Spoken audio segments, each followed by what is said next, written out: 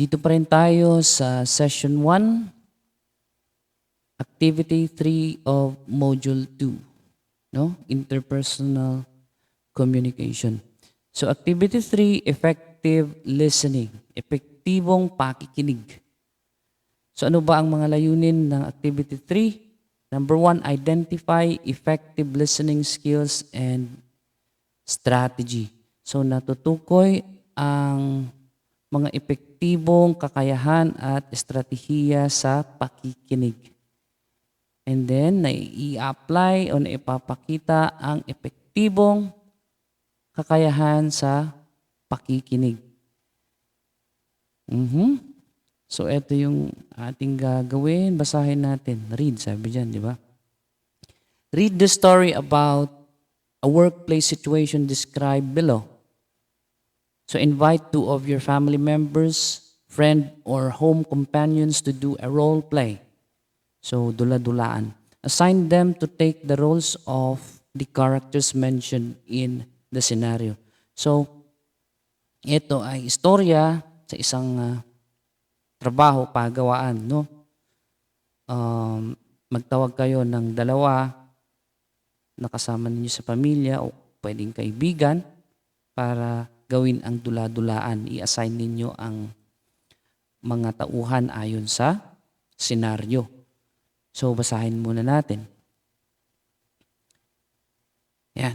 Omar is a front desk worker at Lantaka Hotel. So, pag sinabing front desk worker, siya yung nakaupo doon. Receptionist, yun ba yun? Yung pagpapasok ka ba sa isang hotel, yung nandoon na nakatayo sa front desk, no? Doon ka magtatanong. So, yun ang trabaho ni Omar. So, he is responsible for checking guests in. Siya yung tumitingin sa mga papasok na guest sa hotel, answering the phone, and responding to the needs of the hotel guest. Tagasagot ng telepono at tumutugon din sa mga pangangailangan ng mga bisita o guest sa hotel. He and his sister Siti have been having some misunderstanding lately, so he has been distracted at work. So, meron daw hindi pagkakaintindihan na namagitan sa kanya at ang kanyang kapatid na si Siti. So, nadidistract siya ngayon sa trabaho. An angry guest from room 202 comes to the desk to complain about dirty sheets. While the guest was complaining, Omar's mobile phone rings. So, merong isang guest na galit galing sa room 202. Nagko-complain siya sa maduming bedsheets niya, sa mga punda, madumi. Habang nagsasalita yung guest, tumunog ang telepono ni Omar. Okay? It was his sister, yung kapatid niya. He asked the guest to wait for a minute, but he ends up getting into a heated discussion with Siti. Pinaghintay ni Omar yung guest, pero nagsasagutan na sila doon sa telepono ng kanyang kapatid. And then the guest becomes annoyed and says she is going to go out and expects clean sheets by the time she returns in her hotel room. So nainis yung guest. Sabi niya, lalabas ako at pagbalik ko dapat malinis na yung mga sheets doon sa aking kwarto. At tumango lang si Omar. Omar nods his head in agreement and says, no problem, it will be taken care of. Sinabi pa niya. And then, he continues with his phone conversation and he is quite upset when he gets off. So, pinagpatuloy pa rin yung pakikipag-usap niya sa kanyang kapatid, pakikipag-away niya doon sa phone, at nainis siya hanggang matapos yung usapan nila. And then, things start to get busy at the hotel. And then, the hotel phone keeps ringing and a busload of guests arrives to check in. So, naging busy na. Madami ng parating na mga guests. So, yung phone din, busy na rin. Siyempre, siya yung tagasagot sa phone. And then, the guest from room 202 returns and gets her key. And within minutes, she went down in the lobby shouting that her dirty sheets have not been replaced. So, anong nangyari? Dumating yung guest na nasa room 202 Nung binuksan niya yung kwarto, siyempre nagalit. Bumaba siya sa lobby. Sinabi niya, nagsisigaw na marumi pa rin yung kanyang mga sheets at hindi pa rin ito napalitan. So yun ang senaryo. So, idula-dulaan ninyo. So kung pwede rin ninyong i-video yung inyong dula-dulaan at isend ninyo sa akin. No? Kung kaya ninyo. Kung wala naman kayong pang video, okay lang din. Pero itry nyo itong gawin, no? Alright. Read the following questions and write your answers below based on your understanding of the scenario. So ito yung mga ilang katanungan na sagutin natin base sa scenario sa hotel. What is the scenario all about? So ano bang nangyari? Ano ba yung scenario? Yan. So, pwedeng Tagalog, pwede ring English. Ano bang nangyari sa kwento? Can you identify any misunderstanding? So, ano ba yung hindi pagkakaunawaan? Anong nangyari? Ano yung hindi nagkaunawaan ng guest at ni Omar? Bakit ganun ang nangyari? Why did this situation happen? So bakit kaya ganun ang nangyari? Bakit nagalit yung guest? Has a similar situation happened to you? Have you ever not listened to someone who was speaking to you? So meron din bang karanasan mo na nahalintulad sa senaryo? So, meron bang sitwasyon na kung saan ay hindi mo narinig ang sinabi sa'yo ng iyong kausap, no? Have you experienced speaking and the other person was not speaking to you? O sa kabaliktaran naman, naranasan mo na rin bang nagsasalita at yung isang kausap mo ay hindi niya rin narinig yung iyong sinabi nung nangyari? So, halimbawa, sa akin naman, ng experience ko, experience ng aking kapatid, inutusan ko itong bumili ng asin sa tindahan, no? So siguro meron siyang ibang iniisip, meron siyang ibang malalim na iniisip. Pumunta naman siya sa store. Pero nung bumalik siya, ang binili niya ay suka imbis na asin. Siyempre, nagalit ako, pinabalik ko ulit siya doon sa tindahan. Parang ganun. Meron ba kayong experience na ganun? So, pwede ninyong i-share dyan. So, if you were one of the characters, what will you do to avoid such situation? So, halimbawa kayo si Omar. Paano mo maiwasan yung hindi pagkaunawaan doon sa trabaho? Anong gagawin mo? Ano ang dapat na ginawa mo kung ikaw si Omar? So, yan. Next, dito tayo. Effective listening observation checklist. Identifying effective listening skills and strategies. Read the statement in the table below one at a time. Then check yes if you used to practice the standard in your real life situation. And check no if you don't. So, ito yung mga effective listening skills and strategies. Ito yung mga kakayahan, epektibong kakayahan sa pakikinig. Ang mga estratehiya o kakayahan sa pakikinig.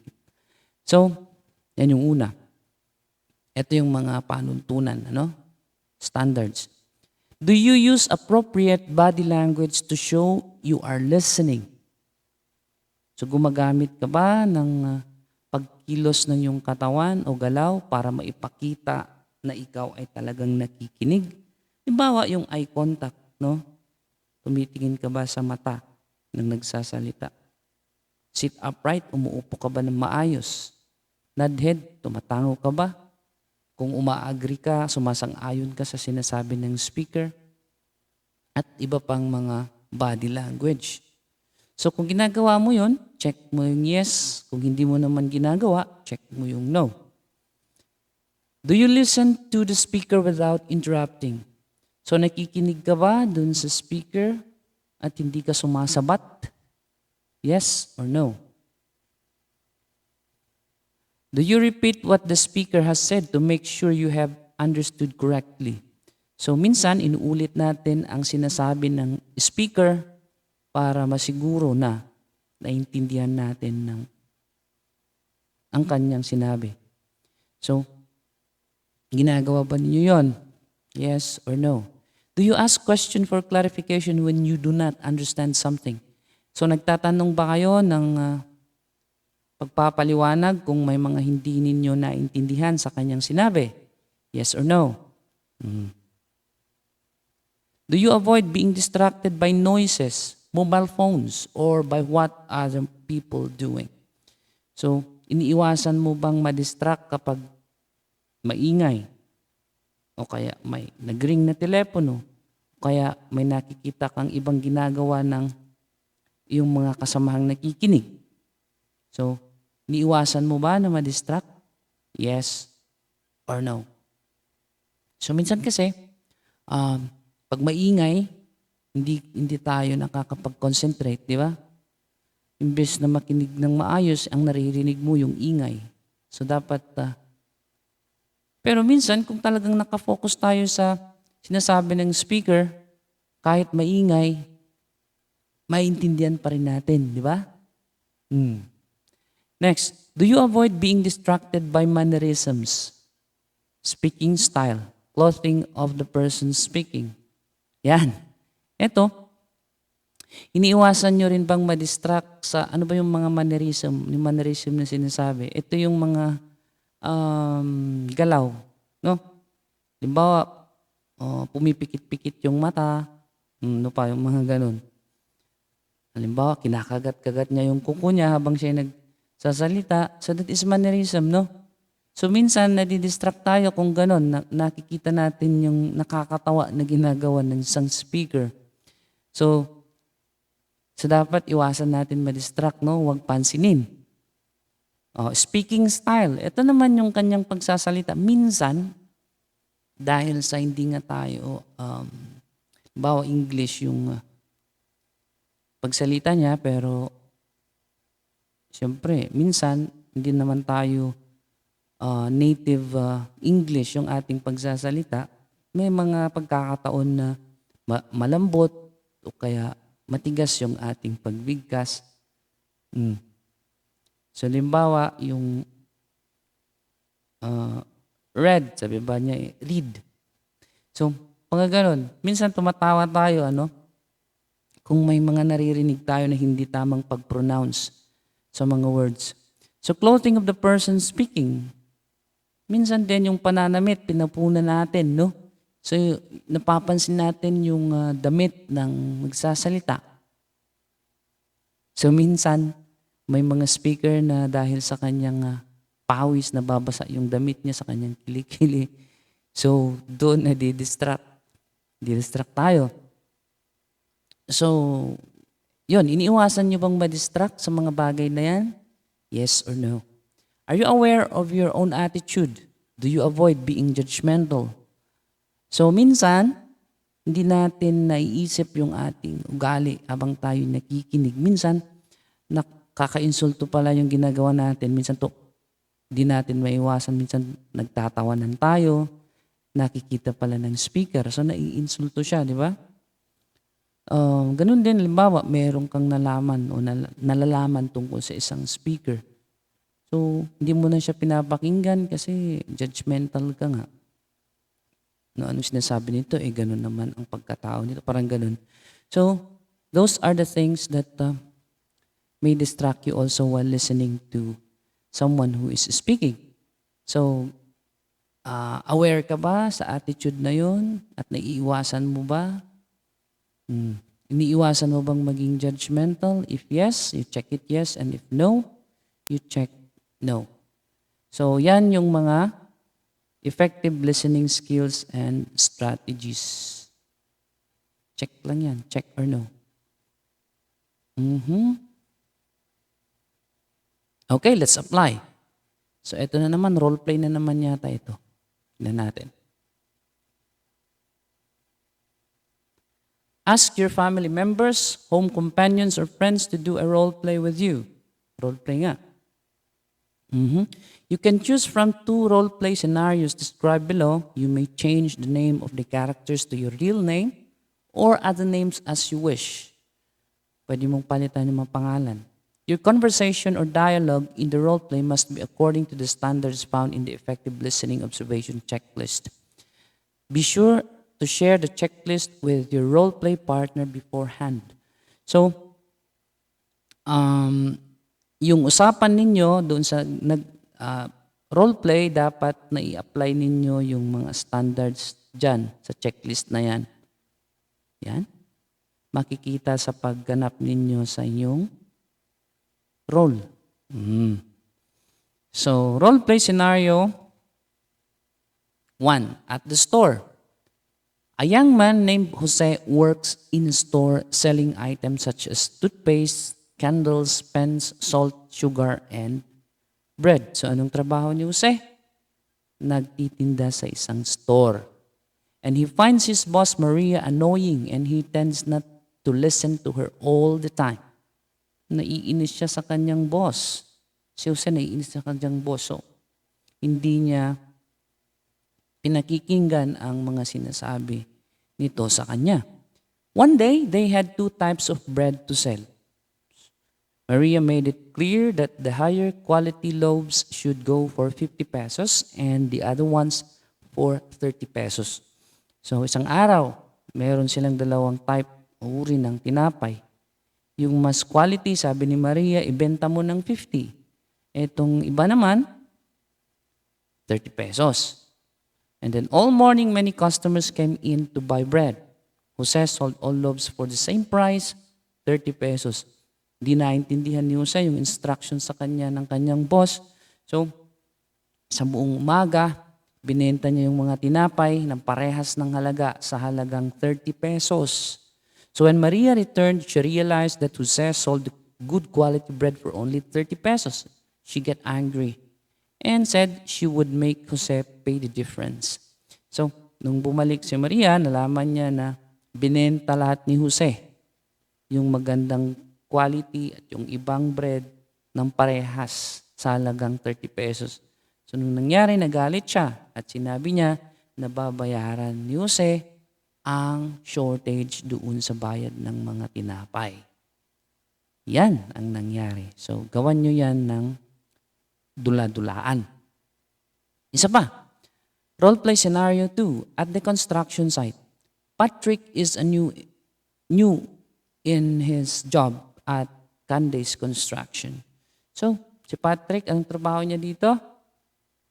Construction worker. His job is to mix cement for a wall that they are building. So, anong trabaho niya? Bilang isang construction worker, tagahalo ng semento at buhangin para sa dingding na itinatayo nilang building. His supervisor had told him that for every bag of cement, he should mix in 5 bags of sand. So, anong instruction sa kanya? Sa bawat isang bag na semento, 5 bags ng sand ang ihahalo. Distracted by all the noise around him, he couldn't remember the number of bags of sand to add to the cement. So dahil sa maingay, hindi niya siguro naintindihan yung sinabi ng kanyang boss, hindi na niya maalala kung ilan yung number of bags na ihalo niya sa isang bag ng semento. And then he feared he would lose his job if he asked the supervisor again. So natatakot siyang magtanong ulit. Baka papagalitan o aalisin siya sa trabaho. So nung ginawa niya, he did what he thought was right. So ginawa na lang niya kung ano yung alam niyang tama. Pero ano yung ginawa niya? 10 bags of sand for every bag of cement. Mali, no? Imbes na 5 bags, 10 bags. So nung nangyari, after the wall had been up for few days, ilang araw, natapos na yung dingding, yung wall, the wall crumbled. So gumuho yung dingding na building na ginawa nila. So ano kayang nangyari? So Ayan yung pangalawang senaryo. So mamili lang kayo dyan ng isa. Gawan nyo yan ng role play. Pwedeng kaibigan o pwedeng sinanay at tatay. Pwede rin ninyong i-video sa inyong cellphone at pwede ninyong i-send sa akin. No? So once the role play is over, encourage the role players, which are the family members, home companion, or friend, to express your respective opinions about the story you just role played together. So pag-usapan ninyo, ano ba yung mga opinion ninyo tungkol sa ginawa ninyong role play. Yan. Pwede ninyong pag-usapan. The following guide questions may help you in your discussion. So ito yung mga pwede ninyong pag-usapan sa inyong talakayan. What did it feel? What did it feel like to be in a conversation where you failed to understand something that the other person is trying to say? So ano daw yung pakiramdam? Halimbawa, yung hindi mo naintindihan yung sinabi sa'yo ng isang tao. Hindi mo naintindihan, tas mali yung nagawa mo. So ano yung pakiramdam nun? Halimbawa, may iniutos sa'yo, hindi mo naintindihan, iba yung nagawa mo. So anong pakiramdam? Yan. Number 2, what did you observe about our body languages while talking to each other? So ano yung napapansin ninyo sa kilos o galaw ng katawan habang nag-uusap? Habang kayo nakikipag-usap sa iba, meron bang kilos o galaw na napupunan ninyo sa yung kausap o kayo mismo? O hindi, nakatayo lang na parang robot? Meron ba? Ano yung mga observations ninyo? Number 3, what conclusions can we make about how to be an effective listener? So ano yung conclusion na pwede nating maibigay? Kung paano ba ang pagiging o paano ba tayo maging isang effective listener? So nandyan na yata. Nandyan, oh. Number 4, what other tips can you offer for us to become effective listeners? Ano ba yung mga iba pang tips na pwede ninyong ma-share para mas maging effective listener tayo? Ayan. Sulat lang ninyo dyan. Sharing is caring. Ayan. Share na naman ninyo mga nagawa ninyo sa iyong kaibigan o sa iyong family. Number 1, read the standard statement in the checklist where you answered yes. Dito sa checklist na ginawa natin kanina, yan. Ano daw ang gagawin nyo dyan? Saan na yun? Wait. Okay, basahin daw ulit yung checklist and then ask their affirmation or feedback if you are practicing it based on their experience in talking to you. So, habang sineshare mo yun sa kaibigan mo o sa pamilya, yung mga sagot mo, tanungin mo nga kung totoo ba na napupunan nila yon, kung totoong yes yun, base sa experience nila habang ikaw ay kausap nila. Kung ginagawa mo ngayon o hindi. No? So, totoo bang yes yun or no naman? Read the standard statement in the checklist where you answered no. Basahin mo rin yung mga sinagutan mo ng no. And share your thoughts on how you can do it differently or improve it. Pag-usapan kung paano mo ito babaguhin o i-improve, no? Para magawa mo ng maayos. You may relate your thoughts to your workplace environment if you are currently employed or self-employed. Also for other suggestions on how you can improve on the particular listening strategy. Kung paano ba tayo mag-improve doon sa listening strategy na nilagyan nyo ng no. Thank them for their feedback and suggestions. So magpasalamat kayo sa kanilang mga feedback and suggestion. So that is activity 3.